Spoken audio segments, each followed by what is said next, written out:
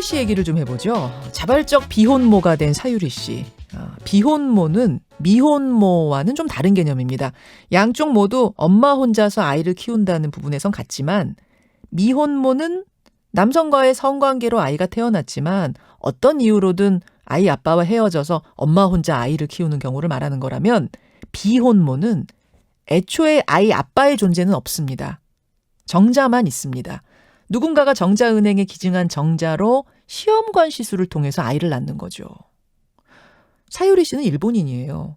그리고 일본에서 시술을 받고 출산하고 지금 일본에서 몸조리하고 있습니다. 그렇다면 우리나라는 어떨까요? 이게 우리나라에선 가능할까요? 이런 궁금증부터 시작해서 윤리적으로 된다 안 된다 논란까지 지금 공론의 테이블에 오른 비혼모 이슈. 우리도 한번 생각해 보겠습니다. 한국공공정자은행의 이사장이세요. 부산대병원 비뇨기과 박남철 교수 만나보죠. 박 교수님 안녕하세요. 예, 안녕하세요. 우선 가장 궁금한 부분. 사유리 씨 같은 경우가 우리나라에서도 가능합니까? 우리나라에서는 법적으로 혼인관계에 있는 부부에서만 비배우자 인공수정을 허가하고 있습니다. 불가능하군요. 실질적으로 우리나라에서는 불가능한 거죠. 불가능. 근데 관련법을 제가 찾아보니까 배우자가 없으면 정자기증 못 받는다. 시험관 시술 금지다. 이런 조항이 딱 있는 건 아니던데요. 이런 비배우자 인공수정을 시술하기에 앞서서 배우자의 동의를 받아야 할 수가 있습니다.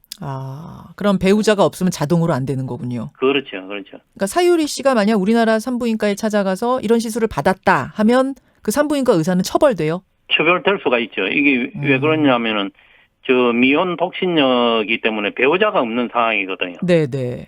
생명윤리법은 벌칙 규정이 굉장히 강한 법이거든요.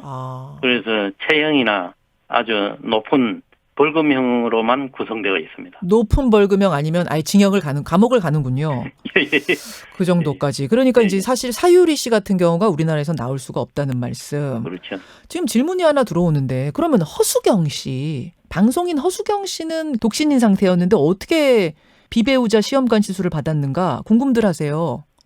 그 당시에 이런 관련 법들이 정립이 안 돼가 있고 또 언론이나 또 실제 필드에서 일하는 사람들이 크게 고민하지 않았던 시절이었기 때문에 그거는 가능했고요. 2007년에는 좀 다르다고 봅니다.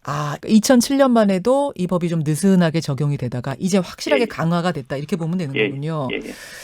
알겠습니다. 사유리 씨의 케이스를 보면서 우리나라에서도 비혼모 출산을 합법화하자 혹은 장려하자는 주장까지 지금 나오고 있습니다. 어떻게 생각하세요?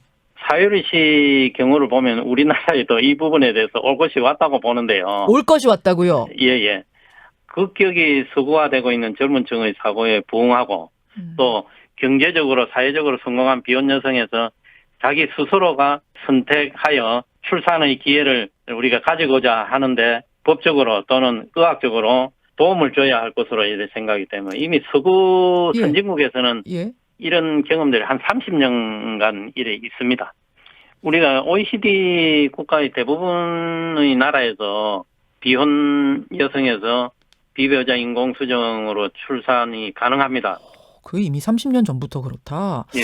근데 이제 반대하는 의견도 만만치가 않아요. 어떤 거냐면 한 아이의 생명과 인생을 좌우하는 결정인데 그걸 엄마가 맘대로 해도 되는가? 인간에게는 뿌리를 찾고자 하는 본능이 있는데 만약 아이가 커서 나중에 아빠를 찾고 싶어하면 알고 싶어하면 그럼 누가 답해줄 것이냐? 뭐 이런 얘기부터 여성 혼자 출산 결심하고 아이 낳았다가 나중에 감당하지 못해서 뭐 아이를 버린다든지 뭐 양육을 제대로 못하고 내팽개친다든지 이런 부작용 생기면 어떡할 것이냐? 등등등등의 주장, 우려 어떻게 생각하세요? 이런 부작용을 굉장히 침소봉대해가지고 이제 보고 있는 측면이 있을 수 있습니다. 있는데 대개 이런 선진국에서 비배우자 인공수정을 허용하는 이유는 임신과 출산에 대한 선택은 개개인이 결정할 문제지 국가나 사회가 할 수 있다 또는 할 수 없다 일방적으로 강요할 부분은 아니라는 원칙을 이 사람들은 가지고 있고요.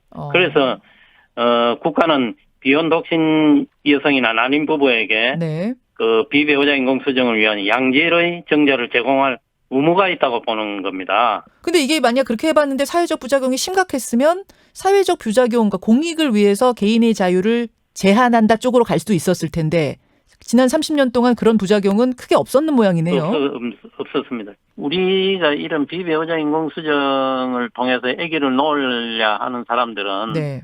임신과 출산의 조건이 잘 갖춰진 사람들이 아기를 가지려고 하는 겁니다. 이런 비배우자 인공수정을 통해서 태어난 애들이 네. 정상적인 부부에서 태어난 애들보다 훨씬 건강하고 부작용이 정상적인 부부에 있어서는 한 4% 나오는데 네, 이런 비배우자 인공수정에서는 1% 정도밖에 안 나오거든요. 그리고 가정의 그 양육 조건이 좋기 때문에 애들이 사회적 적응도가 높고 이래서 굉장히 더 잘 자라더라 이라는 그 보고도 최근에 나오고 있습니다. 알겠습니다. 그러면 얘기가 나온 김에 정자 기증이 어떤 식으로 지금 이루어지는지도 좀 알아보죠.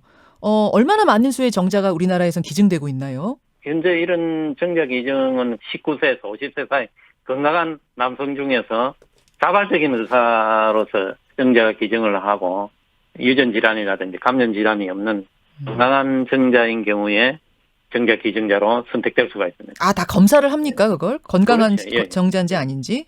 예. 병력 조사, 신체 검사, 예. 그 최소 6개월 간격으로 검사실 검사를 합니다. 그러니까 정자만 검사하는 게 아니라 그 남성의 건강 상태도 검사를 해요? 그렇죠.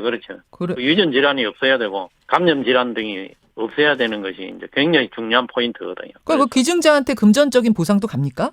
정자 기증이 경제적 이득을 얻기 위해서 해서는 절대 안 된다고 되어 있습니다. 그래서 최소의 경비를 정자 기증, 첫날 기증하는 데는 한 6시간 걸리거든요. 네. 한 20만 원 이내의 경비를 제공하고 있죠. 그럼 용돈 벌자고 나 매일 가가지고 그 정자 기증해야지. 매일 막 정자는 기증할 수가 없는 거고 우리가 기증된 정자를 가지고 놓을 수 있는 아기가 5명으로 제한하고 있습니다. 그렇군요. 안 그러면 애들이 커가지고 나도 모르게 근전상간이 될 수 있으니까. 그렇군요. 예. 정자를 기증받는 사람 쪽에서는 정자 고를 수 있습니까? 아니면 이제 랜덤이라 그러잖아요. 무작위로 시술이 되는 건가요? 개인적인 정보라든지 직업이라든지 이런 건 절대 공개하지 않고요. 네. 키, 곱슬머리인가 직모인가, 그다음에 안구 색깔, 네. 피부 색깔, 그다음에 비만도 이런 기초 정보를 매칭하는 프로그램을 가지고 있습니다. 신체적인 조건만 제공하시는 거군요. 그렇죠. 외향적 조건. 외향적 조건만 비슷하게 이렇게 원하시는 분들은 고를 수 있도록 그 정도만. 예. 또 심지어는 성격 부분도 봅니다. 크게 내성적이냐, 외향적이냐 이 정도까지는 봅니다. 그렇군요. 그런 것을 골라서 지금은 이제 난임 부부들에게만 제공할 수 있도록 공공은행이 운영이 되고 있는 거고 올 것이 왔다. 결국 이 개인의 선택을 국가가 더 이상 강제하기는 쉽지 않을 것이다. 이 말씀을 하셨는데 만약 그쪽 방향으로 간다면 이게 무분별하게 풀어서는 안 될 것 같고 가이드라인은 있어야 되는 거 아닌가요? 어떤 부분을 생각해 봐야 될까요? 지금도 비배우자 인공수정을 하는 부부가 이제 기증정자를 선택을 할 때 이 사람들이 아기를 놓을 수 있는 신체적 조건이 돼 있는가? 그 비혼모가 아이를 낳을 만한 신체적 조건이 돼 있는가? 신체적. 또 이 애를 낳아가지고 좋은 환경에서 키울 수가 있는가? 이런 거를 다 판단해가지고 지금도 신청을 한다고 되는 것이 아니고 우리 한 6개월 정도의 숙려 기간을 거치고 또 이런 상당 기간을 또 가집니다. 마지막에는 윤리위원회에다 이걸 보고를 해서 비배우자 인공수정을 타당하다. 이렇게 판정이 냈을 때 기증정자를 사용할 수 있는 거죠. 이 정도면 우리도 허용해도 될까요? 여러분의 생각은 어떠십니까? 오늘 전문가의 의견 한번 청취를 해봤습니다. 교수님 오늘 고맙습니다. 예, 감사합니다. 한국공공정자은행 이사장이세요. 부산대병원 비뇨기과 박남철 교수였습니다. 김현정의 뉴스쇼는 청취자 여러분의 참여로 이루어집니다. 트위터, 페이스북, 레인보우 게시판, 그리고 단문 50원, 장문 100원의 유료 문자 샵 1212, 우물정 1212 통해 참여하실 수 있습니다. 김현정의 뉴스쇼, 여러분과 함께 만듭니다.